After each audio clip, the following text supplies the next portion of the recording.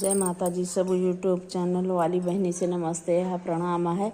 बहुत बढ़िया सुंदर विवाह गीत सुनावे जाते, सुने लाइक करिए, कमेंट करिए, शेयर करिए। दो बहिनी दाते सोने के बतीसिया, रजवाही देखी लो भाए जी। दो बहिनी दाते सोने के बतीसिया, रजवाही देखी लो भाए जी। जौने घाटे धो बहिनी धोतिया पछारे, वही घाटे रजवाना हाय जी। जौने घाटे धो बहिनी धोतिया पछारे, वही घाटे रजवाना हाय जी। वते चलो राजवा के पुतवा, परही नरकवा के बूंद जी। वते चलो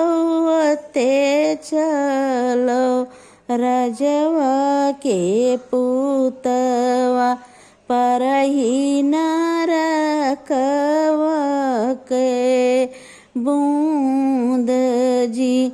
तोहरे नीले के दो बहिनी नरकवा के बूंदवा, मोरे लेखे तर गुल आब जी।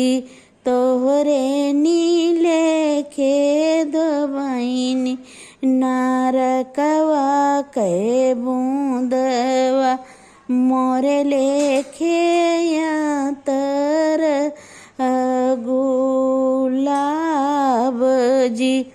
तोहरे नीले के रजवा यातर गुलाबवा, चलहु बटोरऊ सर रे जी। तोहरे नीले के रजवा यातर गुलाबवा, चलहु बटोरऊ सर रे जी। दैने हाथे राजवा रे रेहिया बटोरे, बाएं हाथे पहुँचाई सूजी। दैने हाथे राजवा रे रेहिया बटोरे, बाएं हाथे पहुँचाई सूजी।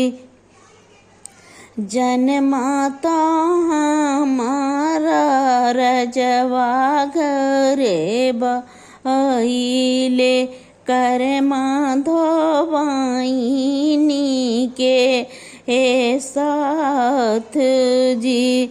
जन्माता हमारा रजवा घरे भइले, कर माधवाइनी